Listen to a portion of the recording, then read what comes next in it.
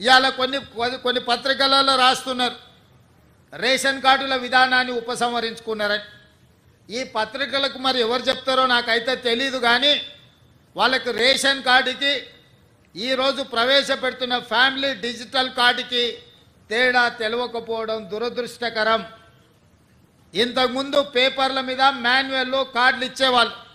Ration card separate, Aarogyasri card separate, లేదా అదేవిధంగా రైతు బీమా, లేకపోతే రైతు బంధు, షాదీ ముబారక్, కళ్యాణ లక్ష్మి, ఆసరా పెన్షన్, ఇట్లా ఏది చెప్పినా, అదేవిధంగా అసంఘటిత కార్మికులకు హెల్త్ ప్రొఫైల్కు సంబంధించిన విధానాలు ఎక్కడికక్కడ ఏ డిపార్ట్మెంట్ ఆ డిపార్ట్మెంట్ దాదాపుగా 30 శాఖలు 30 రకాల సమాచారాన్ని సేకరించి ఎవరికి వాళ్ళ దగ్గర నిక్షిప్తం చేసుకోవడం వల్ల అసలు కుటుంబ సభ్యులు ఎవరు, ఆ కుటుంబంలో రేషన్ కార్డ్ అర్హత ఉన్న వాళ్ళు ఎవరు, పెన్షన్కి అర్హత ఉన్న వాళ్ళు ఎవరు, రైతు బీమాకి అర్హత ఉన్న వాళ్ళు ఎవరు, రైతు బంధుకు అర్హత ఉన్న వాళ్ళు ఎవరు, ఫీజు రియంబర్స్మెంట్కి అర్హత ఉన్న వాళ్ళు ఎవరు, ఇందిరమ్మ ఇల్లుకు అర్హత ఉన్న వాళ్ళు ఎవరు, ఈ విధంగా చెప్పుకుంటూ వెళ్తే 200 యూనిట్లు ఉచిత కరెంటుకు అర్హత ఉన్న వాళ్ళు ఎవరు, ఆర్టీసీ బస్సులో మహిళల ఉచిత ప్రయాణానికి ఎవరు అర్హులు, అదేవిధంగా 500 రూపాయలకు సిలిండర్ ఇవ్వడానికి ఎవరు అర్హులు, ఇట్లా ఎక్కడికక్కడ రకరకాల సమాచారము రకరకాల శాఖల దగ్గర ఉండడం వల్ల మెరుగైన విధానంతో పరిపాలన సాగించడానికి, ప్రజలకు మెరుగైన సేవలు అందించడానికి వస్తున్న ఇబ్బందులన్నిటిని కూడా రాష్ట్ర ప్రభుత్వం ఒక అంచనాకు వచ్చింది. అందుకే ఈరోజు రాష్ట్ర ప్రభుత్వం 30 శాఖల దగ్గర ఉన్న సమాచారాన్ని అంతా ఒక్క ఫ్యామిలీ డిజిటల్ కార్డుకి ఒక్క క్లిక్, ఎట్లయితే ఆధార్ను ఆ రోజు మన్మోహన్ సింగ్ గారు ప్రవేశపెట్టడంతో ప్రతి మనిషికి దేశంలో గుర్తింపు వచ్చిందో, 137 కోట్ల మందికి ఈరోజు ఆధార్ ఉంది అని అంటే అదే ఆధారమైంది ప్రభుత్వం ఇచ్చే సంక్షేమ పథకాలకు. అట్లాంటి ఆధార్ను ఇంకా మెరుగుపరిచి ఈరోజు ఫ్యామిలీ డిజిటల్ కార్డు రూపంలో ప్రతి కుటుంబానికి అర్హత కలిగిన వాళ్లకు అన్ని సంక్షేమ పథకాలను అందుబాటులోకి తీసుకురావాలని ఒక్క క్లిక్తో సమాచారం అంతా సంక్షిప్తంగా ఉండి ప్రభుత్వ శాఖలలో ఉండే అధికారులకు అందుబాటులో ఉండాలని ఇవాళ ఈ విధానాన్ని ప్రవేశపెట్టినాం. ఈరోజు ఈ family digital card 1 nation 1 ration ఏదైతే ఉన్నదో ఆ విధానంలో భాగంగా 1 స్టేట్ 1 కార్డ్, తెలంగాణ రాష్ట్రంలో ప్రతి కుటుంబానికి ఒక గుర్తింపు కార్డుని ఇవ్వాలి. ఆ గుర్తింపు కార్డులో వాళ్ళకు అందుబాటులోకి తీసుకొచ్చిన సంక్షేమ పథకాలన్నిటిని కూడా డిజిటలైజ్ చేసి కంప్యూటర్లో పొందుపరిచి ఏ శాఖ కావాలన్నా వాటిని చూడడానికి అర్హులైన వాళ్ళందరికీ సంక్షేమ పథకాన్ని అమలు చేయాలని ఈ విధానాన్ని తీసుకొచ్చినాము.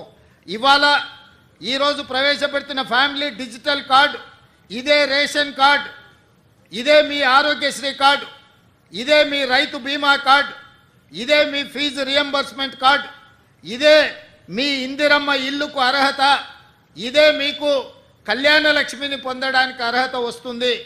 ప్రతి సంక్షేమ పథకం 200 యూనిట్లు ఉచిత కరెంటు కావచ్చు, ఆర్టీసీ బస్సు ఉచిత ప్రయాణం కావచ్చు, ఈ రకంగా రాష్ట్ర ప్రభుత్వం అమలు చేస్తున్న ప్రతి సంక్షేమ పథకాలను ఇందులోకి తీసుకొచ్చి అన్ని రకాలుగా మీ కుటుంబాలకు ఈ కార్డు ఒక రక్షణ కవచం కల్పించడానికే ఈ ఫ్యామిలీ డిజిటల్ కార్డుని రాష్ట్ర ప్రభుత్వం తీసుకొచ్చింది.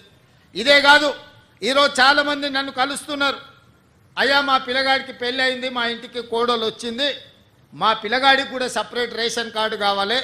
పేదల కష్టం వచ్చింది, వాళ్ళ కన్నీళ్ళని నేను అర్థం చేసుకుంటే వాళ్ళ దుఃఖం నాకు అర్థం అవుతుంది.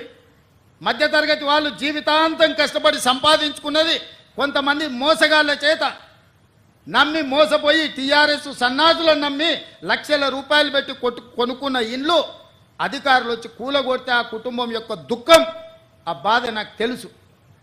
కానీ ఇట్లనే వదిలేసుకుంటూ పోతే ఇవాళ చెరువులను ఆక్రమించుకొని, నాలాలను ఆక్రమించుకొని, మూసీని ఆక్రమించుకుంటే ఈ సమస్యకు పరిష్కారం ఎక్కడ?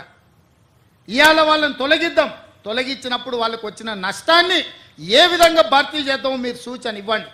ఈ ప్రభుత్వం సిద్ధంగా ఉంది. ఏ పేదవాడి కన్నీళ్లు మేము చూడదలుచుకోలేదు. ప్రతి పేదవాడికి ప్రత్యామ్నాయం చూపించాలన్నదే నా ఆలోచన. ఇవాళ మూసీలో ఆ దోమలు, ఆ కంపు, ఆ కలుషితంలో బతికే కంటే ఒక మంచి డబుల్ బెడ్రూమ్ ఇల్లు ఇచ్చి వాళ్ళు బతకడానికి ఉండడానికి ఇచ్చి వాళ్ళకు పని కల్పించి వాళ్ళ పిల్లలు చదువుకోవడానికి ప్రభుత్వం ఏర్పాటు చేస్తే కేటీఆర్ హరీష్కి వచ్చిన నొప్పేందే, ఈటెల రాజేందర్ దుఃఖమేందే నాకు అర్థమైతలేదు. ఏంది మీ బాధ? వాళ్ళు మంచిగా బతకొద్దా?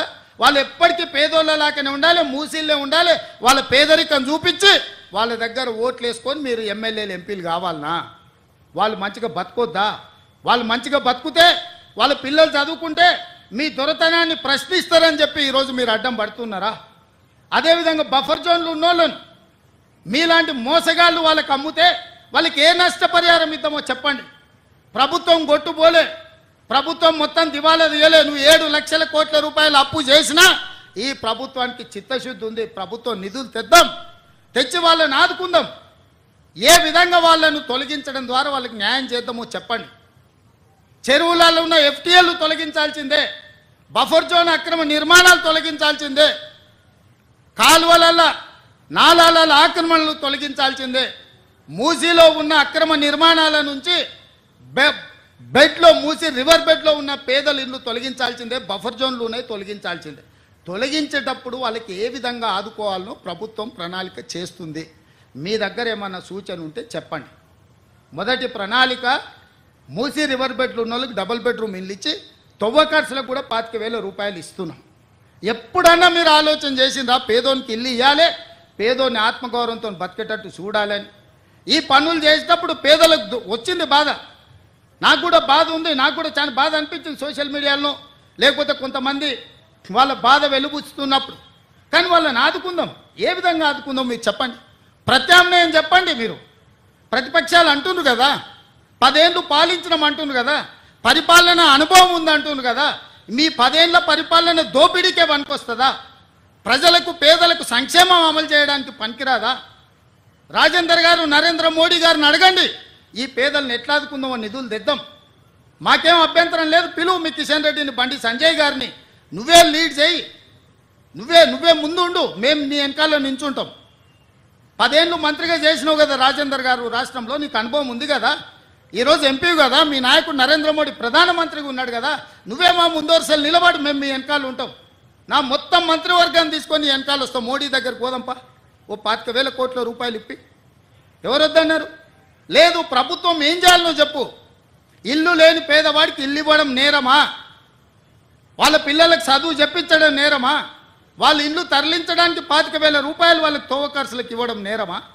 అవి చేస్తుంటే మీరు ఎందుకు అడ్డం పడుతుర్రు? బఫర్ జోన్లు ఉన్న వాళ్ళకి కూడా ఒకవేళ 2 అంతస్తులు ఇల్లు ఉంటే వాళ్ళ నష్టపరిహారం ఏం చేద్దామో చెప్పండి. మీరు వాళ్ళని తొలగించొద్దు. వాళ్ళ జీవితాలు ఎప్పుడు మూసీలనే ఉండాలి, ఆ మురికిలోనే మునిగిపోవాలి, ఆ మురుగులోనే చచ్చిపోవాలనా? కింద నల్లగొండ జిల్లా ఎల్బీ నగరు, మహేశ్వరము, ఇబ్రాహీంపట్నము, మునుగోడు, తుంగతుర్తి, నకరేకల్లు, భువనగిరి, ఆలేరు ఇవన్నీ మూసీ ప్రాజెక్టు కింద 40,000 ఎకరాల ఆయకట్టు ఉంది. ఇక్కడి నుంచి అక్కడికి మురుగునీళ్ళు పోయి ఒక పక్కన ఫ్లోరైడ్, రెండో పక్కన మూసి మురికి నల్గొండ జిల్లా ప్రజలు బతకలేని పరిస్థితిలో ఉంటే ఆ నల్గొండను ప్రక్షాళన చేయడానికి ఈరోజు ఒక ప్రయత్నం చేస్తుంటే దాన్ని అడ్డుకుంటారు. రేపు పొద్దుగాల ఏ మోకం పెట్టుకొని నల్గొండలు తిరుగుతావు కేటీఆర్? నువ్వు నల్గొండల కాలు పెట్టు పో. ఈరోజు భువనగిరో, ఆలేరో, నకరేకల్లో పోయిరాపో, ఒకసారి పోయి వస్తే నీకు హరీష్ రావుకి అక్కడ ఏముందో పరిస్థితి తెలుస్తుంది. మూసి మురుగుతోనే అక్కడ పంటలు ఎట్లా కలుషితమవుతుందో పోదంపా.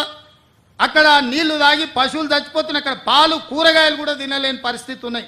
ఆకు కూరలు కూడా ఈ కలుషితమైన నీళ్ల వల్ల ఎంత కాలుష్యం వచ్చి ఎంత విషంగా మారిందో నల్గొండ జిల్లా. ఈరోజు వాళ్ళు విషం దిగమింగుకొని నల్గొండ ప్రజలు బతుకుతున్నారు. ఇవాళ విషాన్ని దిగమింగుతున్నది నల్గొండ. ఆ నల్గొండను బాగు చేయడాలంటే మూసి ప్రక్షాళన చెయ్యాలి. ఆ మూసిని బాగు చేద్దామని మేమంటే మీరు అడ్డం పడుతున్నారు. అంటే నల్గొండ ప్రజలు సావాల్సిందేనా శాశ్వతంగా? ఒక పక్కన ఫ్లోరైడ్ ప్రాబ్లము, రెండో పక్కన మూసి కలుషితము, ఈ రెండింటితో నల్గొండను చంపేద్దామా? ఇదేనా మీ కోరిక? మీకు ఓట్లు వేయలేదు, నల్గొండలో ఒక సీటు గెలవకపోతే నల్గొండ ప్రజల్ని చంపేద్దామని స్కీమ్లు వేస్తారా బామార్దులు కలిసి అని నేను అడుగుతున్నా. ఇవాళ గతంలో మీరు మాట్లాడిన ప్రజలు సోషల్ మీడియాలో పెడతలేరా? మూసీ గురించి మీరు మాట్లాడలే, అసెంబ్లీలో మీరు మాట్లాడలే, ఆక్రమణల గురించి మీరు మాట్లాడలే. మీరు శాతగానోళ్ళు కాబట్టి మీరు ఒక్క పని చేయలే. ఈ ప్రభుత్వం కొంచెం రాజకీయంగా ఇబ్బంది వచ్చినా ఒక మంచి కార్యక్రమం చేయాలని ముందుకు వస్తున్నాం. దీన్ని ఏ విధంగా ముందుకు తీసుకెళ్తామో మీరు సలహా సూచనలు చేయండి. అంతే తప్ప కిరాయి మూకలు నెంబడేసుకొని మేము అడ్డగోలుగా మాట్లాడతాం, మేము అడ్డుకుంటామంటే ప్రతి ఒక్కడు బుల్డోజర్ నా మీద నుంచి పోవాలి, బుల్డోజర్ నా మీద నుంచి పోవాలంట. ఎన్ని బుల్డోజర్లు కొనాలనే నేను? హరీష్ కోటి కొనాలంట, రాజేందర్ కోటి కొనాలంట, కేటీఆర్ కోటి కొనాలంట. నెత్తి మీద జుట్టు లేని వాళ్ళు కూడా చాలా మంది బుల్డోజర్ నా మీద నుంచి ఫస్ట్ పోవాలంటారు. ఎన్ని బుల్డోజర్లు కొనాలి వీళ్ళ కోసము? ప్రభుత్వం దగ్గర అంత ఏడుంది? అప్పులు చేసిపోయింది కేసీఆర్. వీళ్ళందరి కోసం బుల్డోజర్లు కొనాలంటే లేవు, బుల్డోజర్లు కొనం. మీలాంటి సన్నాసుల కోసం బుల్డోజర్లు అవసరమా? దారుణమే పిచ్చుకుక్క గరిస్తే కూడా సస్తారు మీరు. మీ గురించి నేను ఆలోచన చేయాల్సిన అవసరం ఉందా? కాబట్టి మిత్రులారా, నేను ఇక్కడ ఉండే అధికారుల నుంచి శ్రేణుల వరకు ఒకటే మాట, ఒక మంచి సంకల్పంతో చిత్తశుద్ధితో ఈ కార్యక్రమాన్ని తీసుకున్నాం. రాజకీయంగా నాకు తెలుసు కొంత నష్టం కొంత కష్టం ఉంటుంది. రాజకీయాల కోసం ఈ ప్రాజెక్టును చేపట్టలేదు. ఇవాళ ఆపితే ఈ శ్రీమంతులు అందరూ వచ్చి సంచులు ఇస్తారు. ఆపినోనికి సంచులు ఎట్లా అడ్డం పడడానికి, సంచులు తీసుకున్నోనికి తెలుసు సంచుల గురించి. తొలగిస్తే సంచులు ఎవడిస్తాడా? తొలగిస్తే తిట్లు వస్తాయి. తిడుతురు కదా, తిట్టనీక ఈరోజు ఈ పనులు చేస్తున్నానా నేను రాబోయే తరాల కోసం ఒక మంచి పని చేయాలనే చిత్తశుద్ధితో నేను ప్రయత్నం చేస్తున్నా.